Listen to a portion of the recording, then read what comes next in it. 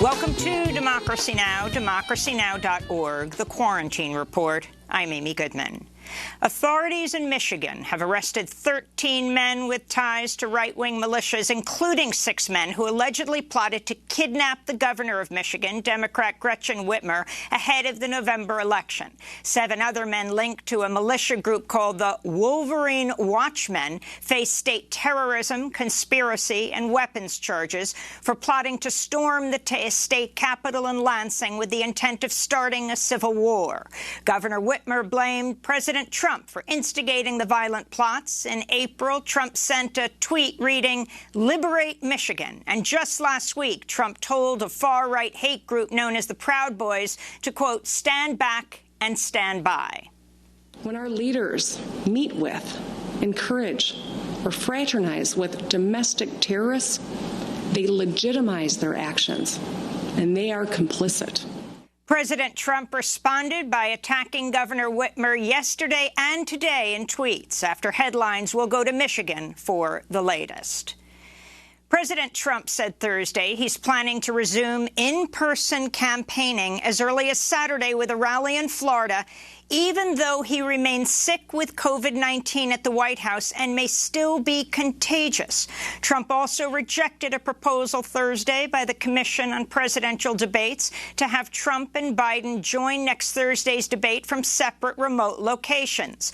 But late Thursday, Trump's campaign manager, who's also positive for COVID, reversed course, saying Trump does want to debate Biden after all. Trump's personal doctor said in a statement he anticipates the president can return to public engagements on Saturday, even though the White House continues to withhold critical details about the president's mental and physical health, including when Trump had his last negative test for coronavirus and if he's tested again after being positive. On Thursday morning, Trump told Fox Business he's recovered completely from the coronavirus. I'm back because I'm a perfect physical specimen and I'm extremely young. Trump also repeated his claim that his bout with COVID-19 has made him immune to coronavirus, even though there's evidence some people can become reinfected. Remember this, when you catch it, you get better, and then you're immune. Throughout the day, Trump continued to lash out against his political opponents on Twitter, demanding that Attorney General William Barr lock up former President Barack Obama, Hillary Clinton, and his political opponent now, Joe Biden. And on Thursday evening, Trump coughed his way through an interview with Fox News' Sean Hannity. Absentee is okay, because absentee ballots, absentee ballots are fine. At another point in the telephone interview, Trump appeared to mute his microphone only to cough again before he resumed speaking. We had 3 debates with Hillary, and on I think the first debate, on the first debate, they oscillated the mic. On Capitol Hill, House Speaker Nancy Pelosi said Thursday President Trump is in a, quote, altered state right now and announced a plan to create a commission to review Trump's fitness for office.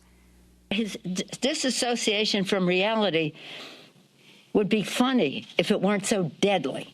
Any move by the House of Representatives to invoke the 25th Amendment to remove Trump would require the agreement of Vice President Mike Pence.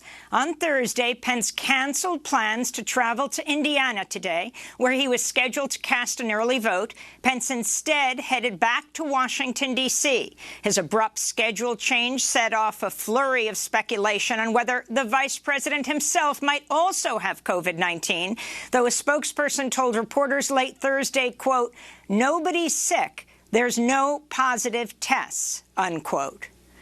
Across the United States, there were over 56,000 positive tests for coronavirus reported Thursday and over 900 more deaths.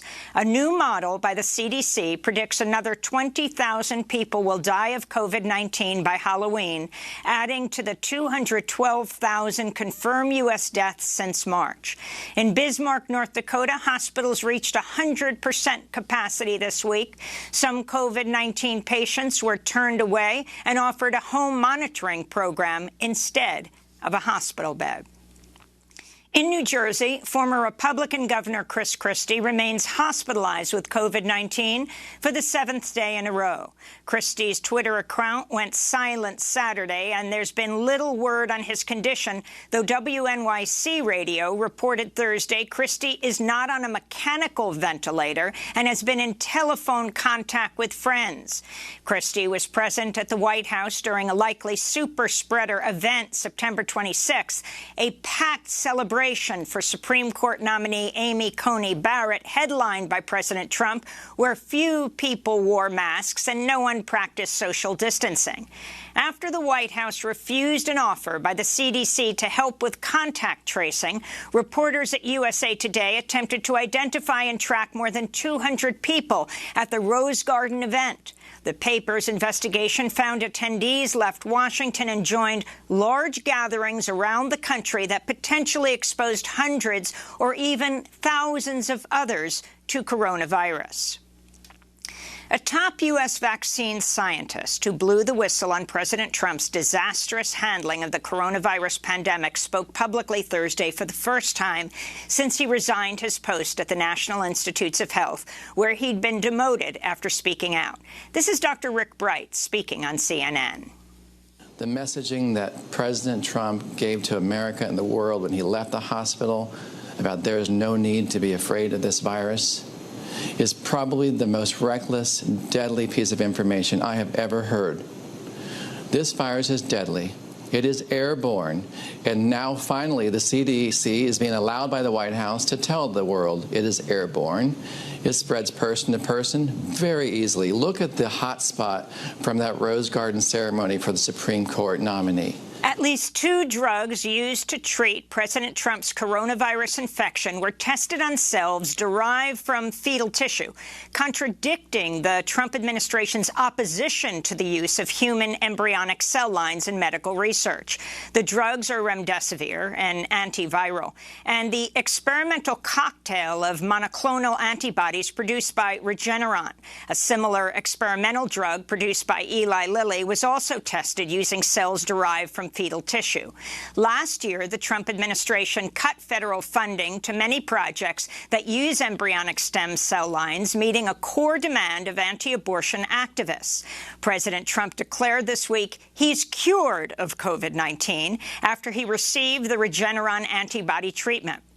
The drug is still in clinical trials and is not FDA approved. Regeneron's billionaire CEO has been a member at President Trump's golf resort in Westchester, New York, and met with Trump in May. After meeting in July, Regeneron received $450 million in government funding as part of the Trump administration's vaccine program known as Operation Warp Speed. Trump's 2017 filing with the U.S. Office of Government Ethics shows Trump was invested in both Regeneron and Gilead Sciences, the maker of remdesivir, which Trump is also taking. The World Health Organization says worldwide coronavirus cases spiked to a single-day high Thursday, led by exponential rises across much of Europe, which logged nearly 100,000 new cases. Austria, France, the Netherlands, Poland, Portugal, Romania, Russia, Slovakia, and Spain all reported record or near-record levels of infection Thursday. This comes as the World Bank warns the pandemic could push 150 million more people around the world into extreme poverty by next year. Meanwhile, New Zealand officials have lifted all social distancing restrictions after declaring victory in their efforts to eradicate a second small outbreak of coronavirus. In Ohio, a federal judge has blocked an order from Republican Secretary of State Frank LaRose limiting the installation of ballot drop boxes to just one location per county. The Thursday ruling allows for ballot drop boxes to be placed in multiple areas where they're needed. In related news, a federal appeals court in Wisconsin has reversed a ruling from last week that granted extra time to receive and count absentee ballots due to the coronavirus pandemic. Absentee ballots in the state will now only be counted if they're returned by Election Day. A warning to our audience, the following headline contains graphic descriptions of sexual assault. 2 friends of former model Amy Doris, the 26th woman to accuse President Trump of sexual misconduct, say Doris told them about the 1997 sexual assault shortly after it happened. Last month, in an interview with The Guardian, Doris said Trump grabbed her, forcibly kissed her, groped her at the U.S. Open tennis tournament in 1997. In related news, President Trump lashed out at Democratic vice presidential nominee Kamala Harris in an interview with Fox Business Thursday following Wednesday's vice presidential debate. And this monster that was on stage with Mike Pence, who destroyed her last night, by the way, but this monster... Trump repeated the monster insult on Twitter, also calling Kamala Harris a communist. Human Rights Watch is condemning ongoing violence against LGBTQ people in Honduras, El Salvador, and Guatemala, and denouncing the United States for denying refuge to LGBTQ asylum seekers from the region. The report published this week is based on over 100 interviews with LGBTQ people from the three countries as they detail brutal violence and discrimination at the hands of law enforcement, gangs, and their own families. In related news, protests continue in Guatemala, demanding justice for two women killed in the region of Zacapa just 1 week apart from each other. Laura Daniela Hernandez was shot to death in late September, and Litzy Cordon was kidnapped Monday and found dead the next day. So far this year, at least 350 women have been violently killed in Guatemala. In immigration news, BuzzFeed reports a new Immigration and Customs Enforcement policy allows ICE agents to arrest and quickly deport undocumented people who've been in the U.S. for less than 2 years without first seeing an immigration judge. This comes after an appeals court in the District of Columbia lifted a preliminary injunction against the rule in June. Meanwhile, The Intercept reports ICE has admitted to wrongfully deporting a Guatemalan asylum seeker in August before his scheduled hearing in immigration court and without a judge's order for removal. Cesar Marroquin reportedly fled Guatemala after surviving torture and political persecution. He crossed into the United States in March, immediately turned himself into Border Patrol, and was sent to an immigration prison in Louisiana. ICE has called Marroquin's extrajudicial removal an administrative error.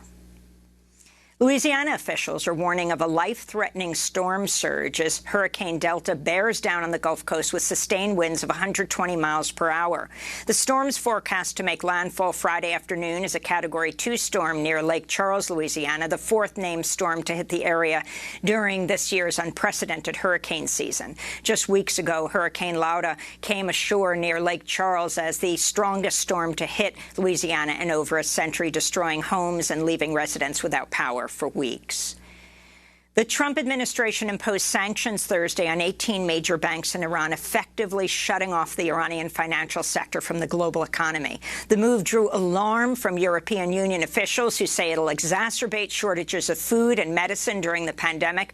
Iran's foreign minister, Javad Zarif, tweeted, "Conspiring to starve a population is a crime against humanity. Culprits and enablers who block our money will face justice," Iran's foreign minister wrote.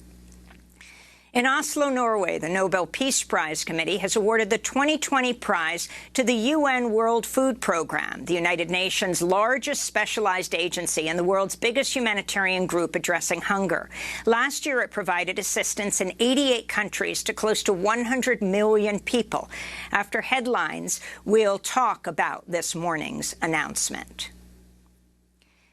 Longtime Republican fundraiser Elliot Brady has been charged with conspiring to serve as a foreign agent for lobbying the Trump administration on behalf of the Malaysian and Chinese governments. Brady's accused of accepting $6 million in bribes to end a U.S. investigation into a $1 billion embezzlement of a Malaysian state investment fund, while separately seeking the return of a Chinese exile to his home country. Brady was a major fundraiser for Trump's 2016 campaign. And pioneering transgender activist, journalist Monica Roberts passed away Monday in her hometown of Houston, Texas. Roberts founded the award-winning blog Transgrio in 2006, where she covered the trans community. Roberts described herself as a, quote, proud, unapologetic black trans woman speaking truth to power. She was 58 years old. And those are some of the headlines. This is Democracy Now!, democracynow.org, The War and Peace Report. I'm Amy Goodman. Authorities